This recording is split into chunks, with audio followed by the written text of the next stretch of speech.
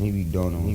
This time, it's time to build. This time to build. This time to build. This time to build. This time to build. This time to build. This time to build. This time power.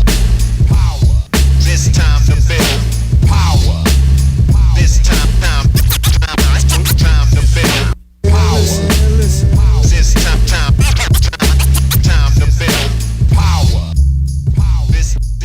What's up, everybody? I am your host, Chris Hampton. Welcome to episode 60 of the Power Company Podcast, brought to you by PowerCompanyClimbing.com.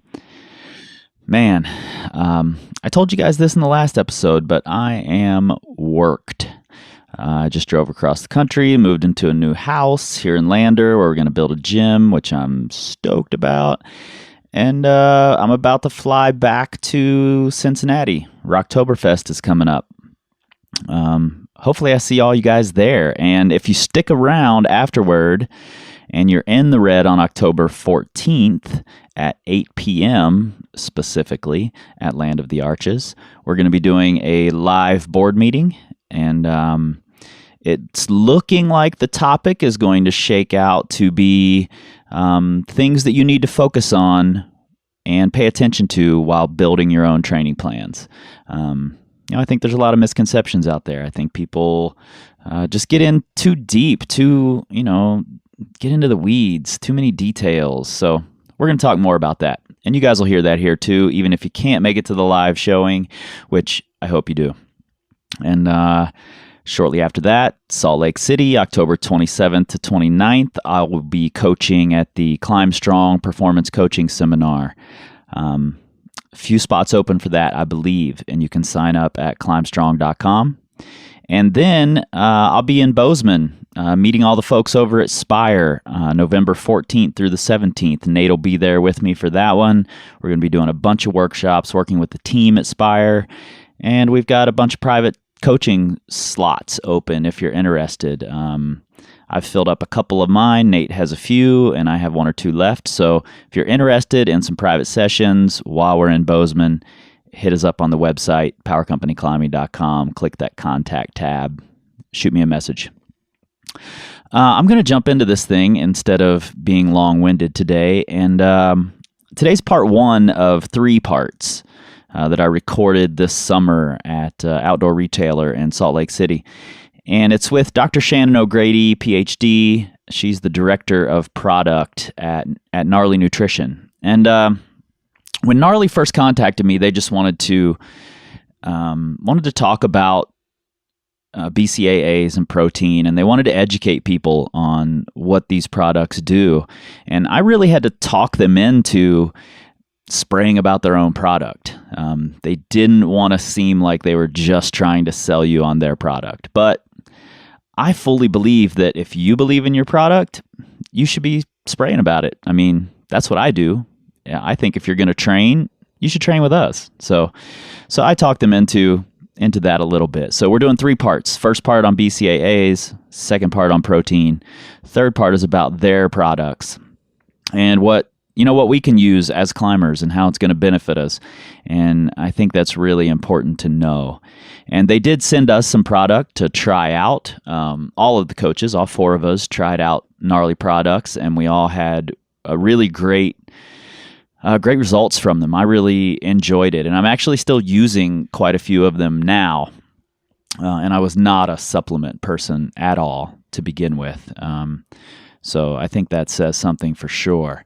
And I know it walks a thin line here when I'm talking about, a specific company and their products, because I don't have sponsors on this podcast. And that's something that I'm proud of, that I can do this without sponsors. But I do think it's important for you guys to know what products are available out there and who's doing a good job with those products. So I think it's part of my job to give that to you guys. So that's why I'm doing it. And I've got no other affiliation with Gnarly. It's not a sponsorship deal, nothing like that. They just sent me product to try, and they wanted to educate you guys, so I appreciate that. And stick around after the podcast. We'll have a 20% off code for all of the Gnarly products that you can find at gognarly.com. And later on in this series, we're also going to hear from some athletes who use their products, including Kerry Cooper, Daniel Woods, Joe Kinder, Alex Honnold. I talked to all of those guys at Outdoor Retailer as well. So, and just about how they use their Gnarly products. And I think that's important to know. So I'm going to jump into this conversation with Shannon O'Grady, Director of Product at Gnarly, about BCAAs. And if you've been wondering how to say it, I did when I first saw it. It is BCAA, but the great folks at Gnarly call it BCAAs. We like to characterize our company as more of a nutrition company. And I think if you can meet all of your nutritional needs with whole foods, then you should go for it.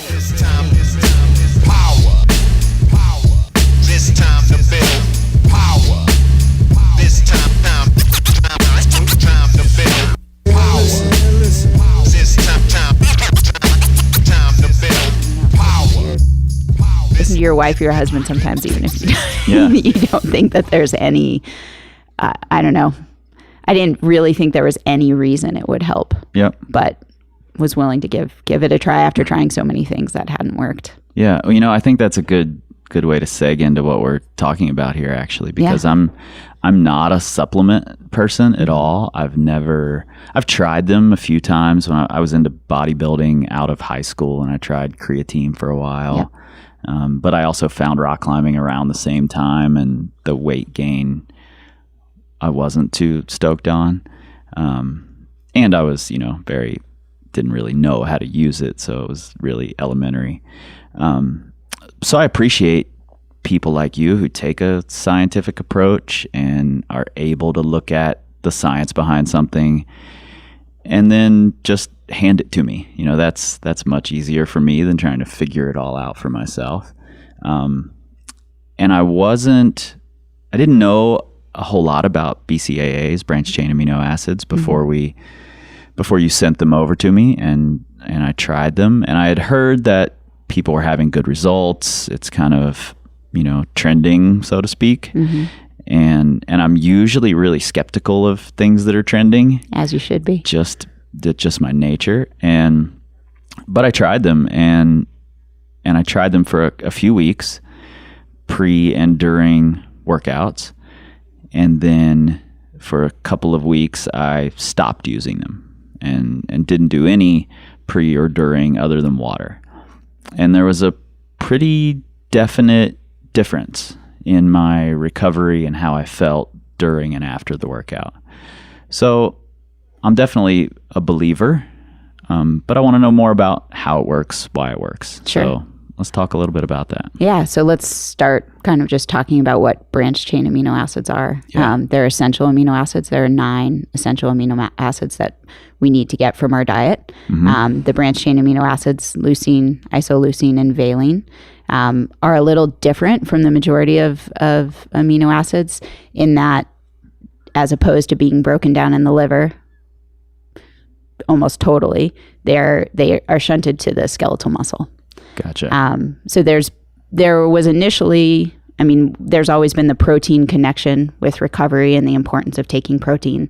I think the next step is people were looking at the role essential amino acids played in recovery, both in terms of preventing muscle breakdown and promoting muscle synthesis. So 2 different pathways, both important to recovery. And amino acids are just basically the building blocks of protein. Totally. Correct? So amino acids can join together to make dipeptides, tripeptides, but then it's this chain of amino acids that is then folded into kind of a complex protein matrix that is dictated by what amino acids are in that chain. So the interactions of side chains of those amino acids determine how the protein folds, and how the protein folds really determines the function of the protein. Gotcha. So protein inherently contains amino acids and inherently contains branch chain amino acids. Right. So I think there was this connection with protein and recovery and the importance of protein in promoting muscle synthesis. People started looking at the role that essential versus non-essential amino acids played, and then really isolated the significant impact of essential amino acids to the branched chain amino acids, and primarily leucine. And so there's been a lot of studies showing that leucine both prevents muscle breakdown and promotes muscle synthesis. Isoleucine and valine as well. There's kind of a, as there often is in science when you have studies with conflicting results, a debate over whether it's just leucine or it's the combination of the three. Sure. There are studies showing both things. I think the majority of what I read is pretty convincing that all three have a greater impact than just taking leucine alone. And you're not losing anything by taking all three. No. It's not giving you any negative effect, right? No, not at all. I mean, if anything, I think some people may say, if you're taking them in a supplemental form, branched chain amino acids are pretty bitter inherently, and so potentially, you could just be taking leucine, more of just leucine, as opposed to taking that same dose, having it be palatable and taking all three. Right. But yeah, I just read a study yesterday showing that all three had a bigger impact, both in terms of protein synthesis and also the reaction of insulin to the dosage of the branched chain amino acids, which is important for the muscle to take in glucose, is important for recovery, is important for initiating protein synthesis. So it's definitely seems like it's the impact of all three branched chain amino acids. So really the role of those three and I generally recommend people take them before or during. Yep. Because that's when you see the breakdown of muscle occurring. And so you're elevating your plasma levels of branched chain amino acids when that breakdown is occurring. So during your training, during your climb, and then follow up with protein afterwards because of that secondary impact on protein synthesis, so on muscle building. Right. And research has shown, there's as there really isn't across science a ton of studies specific to climbing. Sure. There are a lot of studies with actions of the muscles that that reflect a benefit in climbing. And there's more research coming out now about the impact of branched chain amino acids even in endurance events. So I think as more research is being done, the benefit is really coming through. Sure. Is there a difference in its effect based on how you take it? If you take it in a capsule form versus a powder that's mixed into a drink, or? That's a great question. I haven't seen anything that suggests that.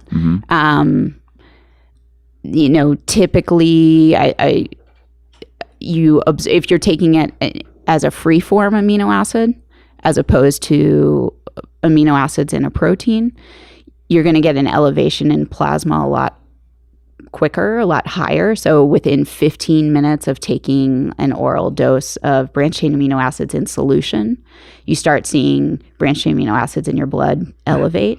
Right. Within 30 minutes, they peak, and then they stay elevated. I think it's for like 90 plus minutes after that peaking at 30 minutes.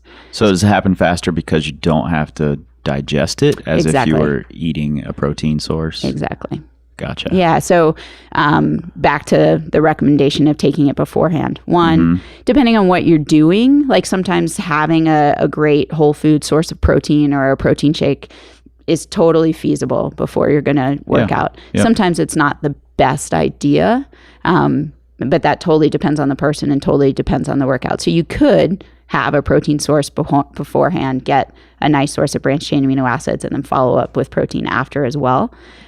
Because of the ease of digestion of taking free form amino acids, the almost immediate, elevation in blood levels, and because it's easier on your stomach, that I think that's ideal. And then following up with, a good protein and carbohydrate source afterwards. Do you know how long it takes by any chance if you're, eating a protein source? How long does it take for those amino acids to start taking effect? I don't know. Yeah, I don't know the answer to that question. But I mean, digestion takes quite a bit longer. And, for climbers, for me specifically, I know that if I eat much of anything right before I climb or, within the 30 minutes before I climb, I just feel heavier. Same. Yeah. Even if I'm not necessarily any heavier, I still feel it. And that feeling goes a long way when you're trying something at your limit. Yeah. I mean, I think the psychological and mental aspect of almost every, fitness event is like half of it. Totally. Right? Totally. And if there's not really a difference between the capsule and the drink, I guess it really comes down to what the person likes and what they're able to. I'm not sure exactly what the word I'm looking for is. Like the best dosage form for them. Yeah, some people like to just take a capsule. They feel like that's that's some magic thing that's going to work for them better than drinking it. Yeah, I mean, I will say, like, as you said that a second time, I just thought about with putting anything into solution, you have to think about how soluble it is and whether or not it goes into water fully. So in our Branch Chain Amino Acids, we use vegan Branch Chain Amino Acids. So Branch Chain Amino Acids are traditionally sourced from duck feathers. Right. So how you feel about that sourcing aside, it's super interesting in that there's a difference in how vegan versus non-vegan BCAAs go into solution. So the non-vegan BCAAs foam a ton. So the duck feather BCAAs foam a ton. And if you actually taste that foam, it's bitter. I'm sure. Because it basically is the Branch Chain Amino Acids. I don't know exactly what that chemical reaction is. But the vegan BCAAs don't do that. And I've had people that have switched over to ours and said, I never really felt the impact of BCAAs on recovery till I started using yours. And, as much as I'd like to, say that we put some kind of secret ingredient in there that makes it more, I really think that the impact of using the vegan BCAAs, of them going into solution and of the consumer getting the higher dosage because of the increased solubility helps. I mean, BCAAs, there's definitely been enough studies showing that, 5 grams, kind of in the 5 gram to 8 gram range is really where you see the impact of the free forms on prevention of muscle breakdown and promotion of protein synthesis. So I think the solubility is interesting. I hadn't really thought about it, but I'm definitely someone who, when I've tried protein powders and things like that in the past, if they don't mix well, I just don't do it. Right. I don't like it. I can't force myself, and I'm not someone who will force something just because I've heard that it's good for me. If I don't like it, I just don't do it. Right. And using the gnarly BCAAs in particular, something that I found that was sort of a side benefit for me is that I do tend to forget to drink water while I'm exercising. And it was really helpful doing this sort of, amateur self-study of using these BCAAs, because they were a little bitter. So I would add more water. And then I found that I was drinking, 2-3 times as much water during a workout because I was using these BCAAs. Right. And I assume there's no reduced effect by adding more water. No. Okay. Yeah, I mean, you're getting the same dose. It's just in a greater volume. Yep. Yeah. Yeah, and I just found that the dosage of the gnarly BCAAs were a little bitter tasting. Or not even bitter, but strong. Yeah. a little stronger than my liking. So I would drink a little bit of it and then fill it back up with water, and then it was great. Yeah. So Perfect. So when you're using, first let's talk about, we mentioned taking it before and during. Yeah. Is there any benefit to also using it after?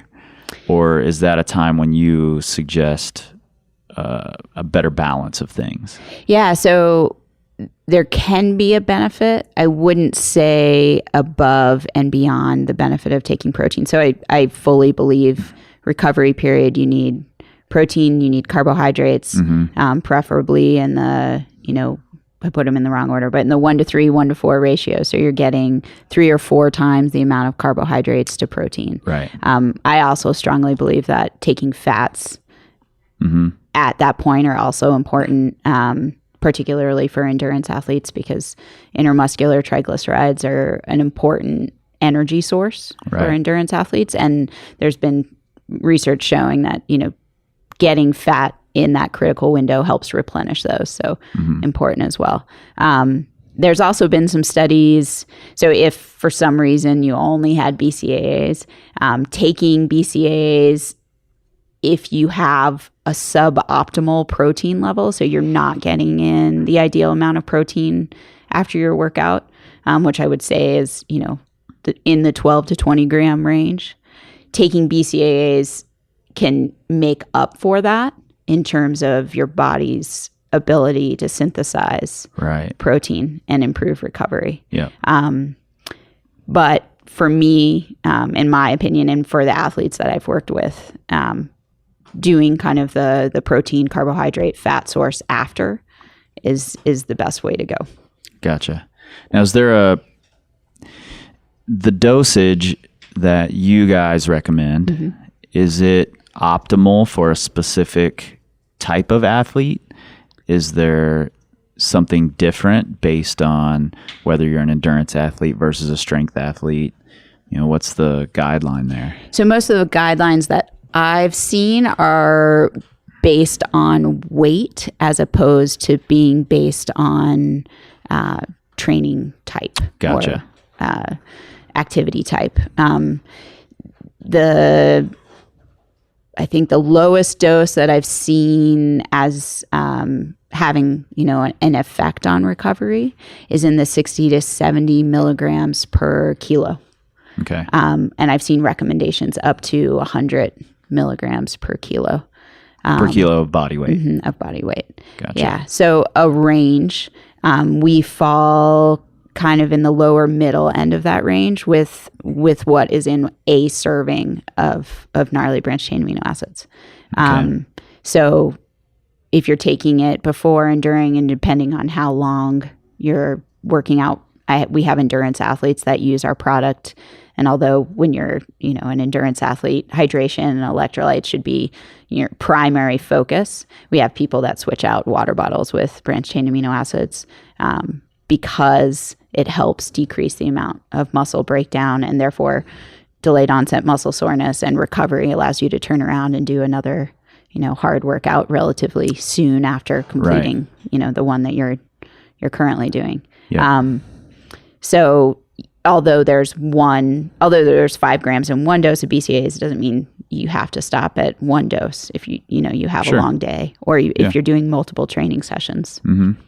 Yeah, or it doesn't mean you have to take the whole dose. You could do a half dose if that's totally. Yeah. For some reason, what works best for you. Yeah. Yeah. I mean, depending on body weight, I think 5 grams, you'd have to be a pretty small person to get that efficacious, dose in, and have it be less than 5 grams. Right. But, we also have a lot of athletes take the BCAAs at night, to help with protein synthesis, while they sleep.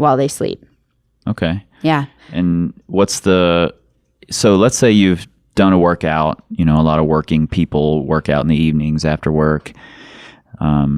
You start taking the BCAAs when you get off work 30 minutes or so before you're working out, continue them through your workout, and then afterward you do some sort of recovery protocol, whatever that is, and then you eat something balanced, what's the benefit then of taking the BCAAs? So I think there's a ton of research showing that in fasted states, and you can call sleep a fasted state. Sure, absolutely. Supplementing with protein or with branch chain amino acids actually promotes building of lean muscle mass. So that's the idea. I think if you are eating a dinner relatively, within a reasonable amount of time before you go to bed, that has a good protein source and is well-rounded. Right. You're not gaining a ton by taking branch chain amino acids right before you go to bed. But there are a lot of people that swear by it. And I think people that may be on diets that are, they're trying to cut weight or, and so they're in caloric deficit diets that aren't providing them as much. Getting branch chain amino acids or protein in there so that you're in positive nitrogen balance can help you maintain muscle mass while losing more body fat. So you're promoting more lean mass. And in those cases, potentially taking it right before you go to bed would be helpful. Gotcha.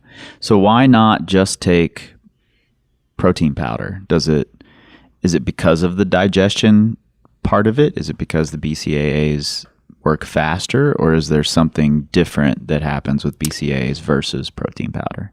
So I think you would be fine taking protein powder before you went to bed anytime. Period. Anytime. Yeah. So I think the digestion part is a big one. I think, so the research that I've seen shows that taking whole protein complete with, the 9 essential amino acids definitely increases protein synthesis.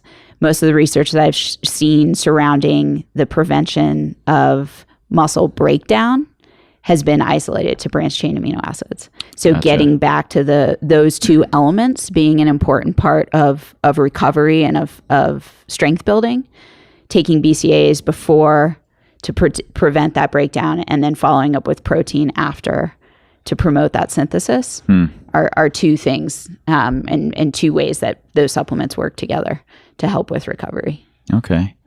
Do you think there's any importance to using them more as you get older because of this preventing the breakdown of muscle? Yeah, I definitely.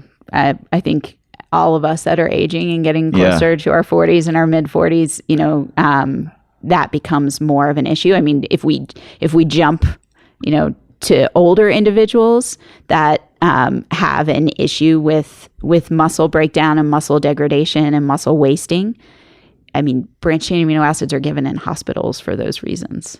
Right. So they definitely play an important role, and I think as we age and hormone levels change, and we're not maybe building as much muscle, the importance becomes, really important. And I want I want all the help I can get. Yeah. I definitely notice as I get older. It's not something I want to notice. It's not something I'm stoked for. Yeah, but I definitely do notice that it's harder to keep muscle on. When I was younger, I had a really easy time gaining or keeping muscle. But it's definitely gotten harder in my 40s. It's the reason why hormone replacement therapy is like a huge thing in this world, because as we get older, our hormone levels change, and that affects a number of things: metabolism. It affects our ability to put on muscle, our ability to maintain the muscle we have. Yeah. So there's something to that. Mm-hmm. Now, I assume, like all things, not all BCAAs are created equal. I assume that there are brands out there that are shortcutting however you would shortcut that, that there are better sources than others. How do we know as consumers, other than just buy Gnarly, how do we know what to look for? Sure. I without bad mouthing other brands, I'll just say kind of, why Gnarly is what it is. So we already talked about the sourcing. So we use a vegan source One, because it definitely goes into solution better. Two, because in the Gnarly brand, any of our products that aren't, dairy based, we make vegan, so that we can make products for everyone. Sure. We don't stand on a nutritional soapbox and say you should eat this way or you should eat that way. Right. You make your nutrition choices, and we'll try to provide products that you can use and that are clean and high quality. We don't have a ton of extra ingredients in our products, so you're getting branched chain amino acids in our 3 flavors. Have a little bit of caffeine, so not a ton. I think it's 60 milligrams per serving. Do all of your flavors have caffeine? So we have a decaf in our berry lemonade. So we have a caffeinated and a decaffeinated version for those sensitive to caffeine, if you're taking them at night, or just generally avoid caffeine for one reason or another. And that's it. We list the amount of the individual amino acids on the label. So there's 5 grams total. Right. 2.5 grams of that is in leucine, the 1.25 each in isoleucine and valine. I'd say generally things to look out for in other products are, if the BCAAs are mixed up in some kind of proprietary blend. So a lot of supplements will have, give it some kind of a fancy name like muscle building blend, and have BCAAs and a number of other ingredients, and then just list a total for the blend. Right, so because you can kind of make up your own ingredient. Completely. Yeah. And so you don't really know how much of that, let's say 7 grams, is branched chain amino acids, and how much of it is the other 3 ingredients in that blend. Right. So looking for a product that actually lists individual amounts, so you know how much you're getting. That's a good thing to look for. I'd say, much like you started out this conversation, you should always be a skeptic. So if you're buying a product that has a number of other things in it and you're not sure what the purpose of those things in the product is, that's something to watch out for. Right. Obviously, at Gnarly, we use natural flavors. We try to keep the ingredient list to a minimum. We don't add a bunch of other stuff. That's what we believe in, and most of our consumers believe in that too. So, look at your labels. A lot of the BCAAs out there were born in kind of the bodybuilding world, where potentially using natural flavoring and natural colors, if they're in the product, is not a priority. And so therefore a lot of the BCAAs out there have like pretty nasty ingredients. Sure. Okay. Yeah. I think that's good advice for just about anything, really. Look at the labels, and totally. If you don't understand it, either ask somebody or look for something you do understand a little better. Yep. I think that's really good advice. Are there any dangers to BCAAs? Like, can we take too much of it? Are there people who have strange side effects to taking them? Have you ever heard of any dangers? I haven't heard of any dangers. The tolerable dose for BCAAs is pretty high. I think you should always, I generally recommend people don't take more than 10 grams in a sitting. Not to say that you couldn't take more than a total of 10 grams over the course of a day. But I think the tolerable dose for BCAAs is in the like 400 milligrams per kilo range. So it's like super high. And if you look at just in the innate, amount of branched chain amino acids that are in protein, and then the amount of protein that somebody consumes over the course of a day, even without supplementing branched chain amino acids, we're getting a lot of branched chain amino acids in our diet. Right. So there are health issues. There are people that can't consume protein or have trouble breaking down protein, and for those people, potentially it would be an issue. But is there an amount that's like, this is enough, you don't need more than that, or you can't process more than that at that time? Or that's a good question. That's true for protein. Right.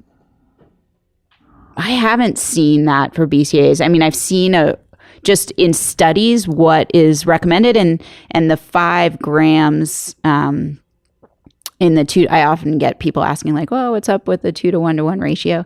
And that's generally just what the amount and the ratio that you see naturally occurring in animal protein. The 2 parts leucine, 1 part isoleucine, 1 part valine. So that's kind of where that comes from. But yeah, no, I haven't seen kind of a limit to like some kind of plateau with dose. Right. But I haven't seen that study. Sure. So I'm just sure. curious. I mean, I know absolutely zero about any of this. So if these questions seem ridiculous, it's because I just don't know anything about it. So they don't seem ridiculous. And I mean, I think science, like anything, studies are coming out on, a pretty regular basis. And I try to stay up on most of them. So that study could be out there, but I haven't seen it. Do you know how your climbers use it? Like, do you know what their routine is with the BCAAs? Yeah, so the majority of climbers we work with that have started using BCAAs, I think it's catching a lot of momentum, but it's still pretty new in the field. Right. Use it before and during. And I've heard a lot of people say what you said, that it helps just kind of promote general hydration as well, which I think is something that is important for climbers, and in terms of injury prevention is super important, and tendon function. Tendons, sure. Yeah. So that, has an added benefit. Which of your climbers are using it that you know of? And if I happen to bump into them at the show here, I'll shove a microphone in their face. Yeah. So Daniel Woods is a big user of our BCAAs. Nina Williams is a big user. Trying to think of who else. Eli, help me out. We just sent some to. He's not our climber of ours, but he's a user of our product. So Alex Honnold, we just sent. He uses our vegan protein. So I'm curious to see what his kind of feedback is on the Branch Chain Amino Acids, because he hasn't been using it. You think of anyone else, Eli? Dan Mursky. Carrie Cooper. Okay. I'll bump into several of those guys for sure. So I'll shove a microphone in their face and get their input on how they're using it and what their routine is and all that. Yeah, I love to hear what people have to say about the impact that they feel like it's had. I mean, BCAAs, I think recovery is the primary benefit.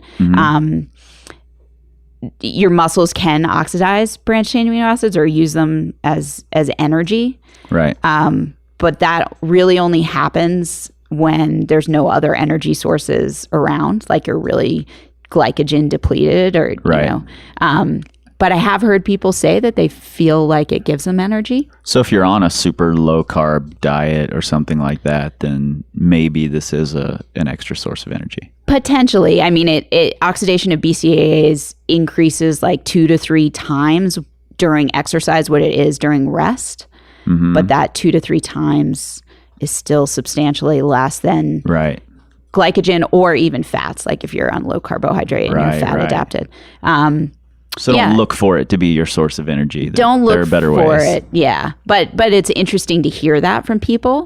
And then also it's kind of theoretical, but there's some research suggesting that it helps with central fatigue, just fatigue during exercise that isn't really muscular fatigue. It's just you being fatigued. Right. And that is because it competes with it competes with tryptophan for transport into the brain. Tryptophan turns into serotonin. Serotonin obviously can make you sleepy. So it's the whole like eat turkey after Thanksgiving That's idea. what I was going to say. Yeah, so totally. So at Thanksgiving, you should definitely have some BCAAs around to give mitigate you a little the sleepiness. Energy. So you can go burn off your turkey apple pie dinner. Yeah, that's your new marketing scheme. You need to sell this next to the Thanksgiving turkeys. We'll do a Thanksgiving special.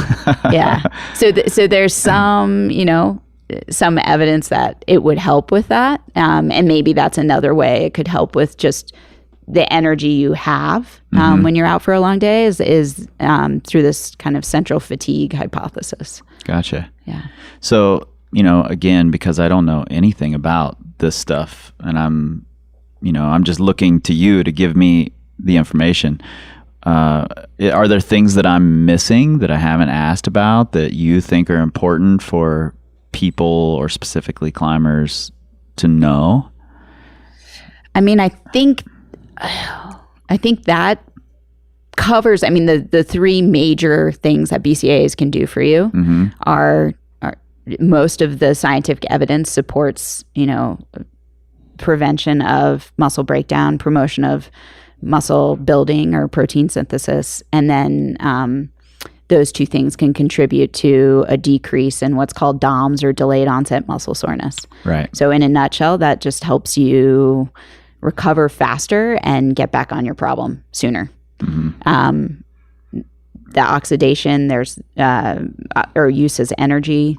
There's less evidence that, and it wouldn't necessarily have a huge impact, I think, climbing wise, if you're out for a long day, potentially. And like you said, if you're on a low carb diet, potentially. And then I think the central fatigue hypothesis, although there's not a ton of concrete evidence showing that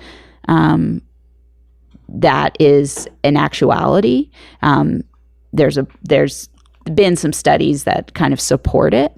And I think for any activity, but climbing in particular, if you're having multiple goes at a problem and it's over the course of a day, that could have a huge impact on performance as well.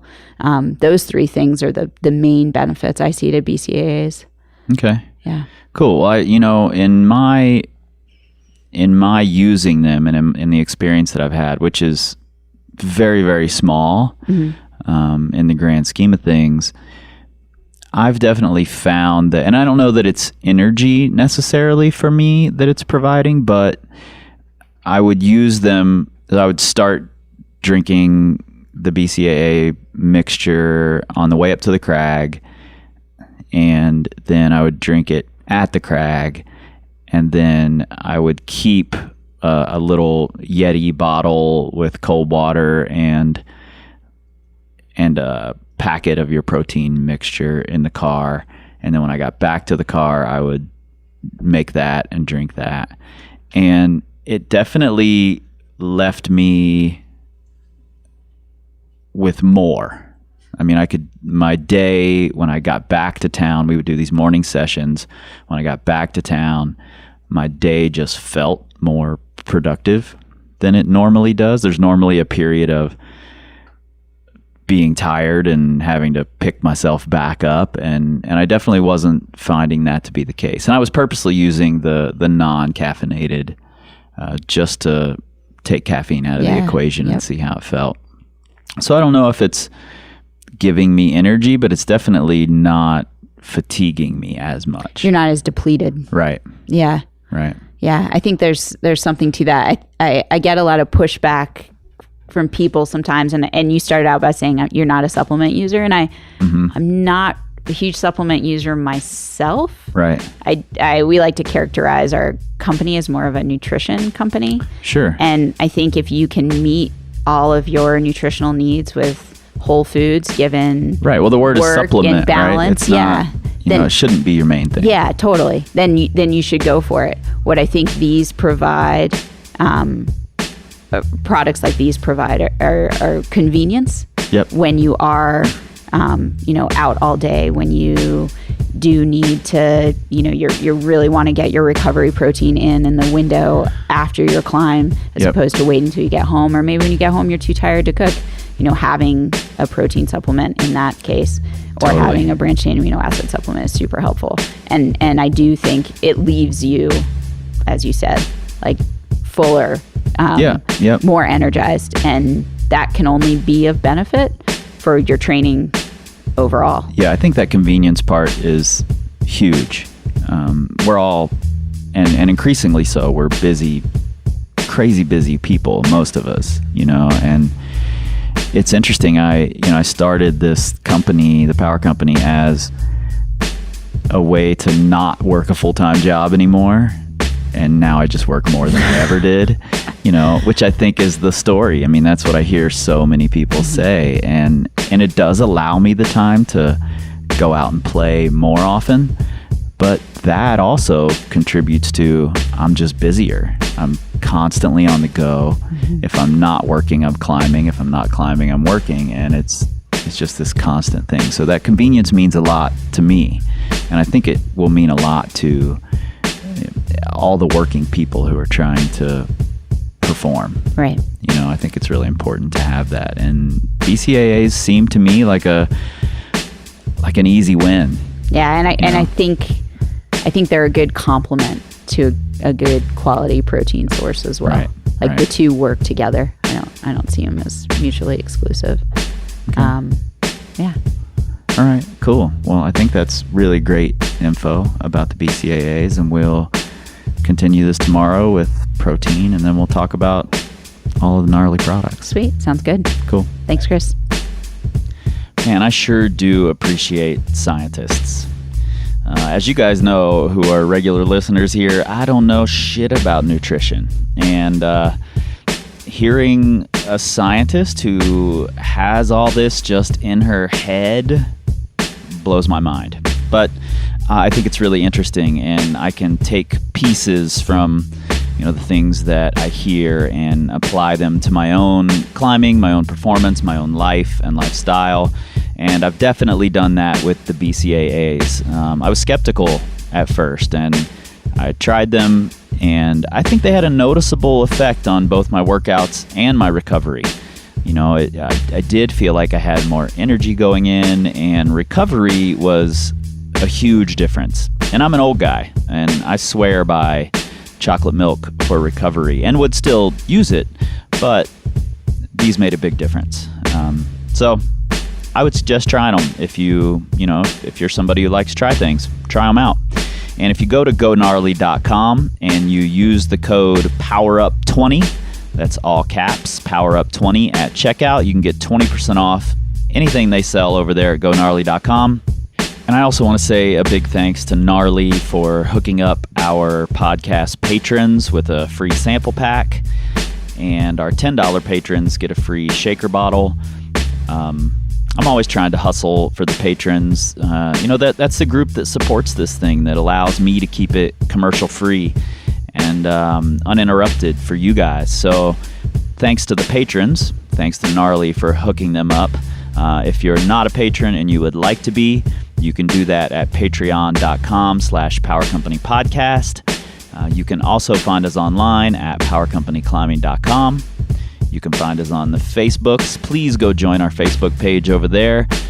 It's been a little bit quiet over there lately because I've been so crazy busy, but I've got big plans this winter for the Facebook page. Go join us. Check us out on Instagram at Power Company Climbing. And you can look for us all day long on Twitter, but you will not find us there because we don't tweet. We scream like eagles.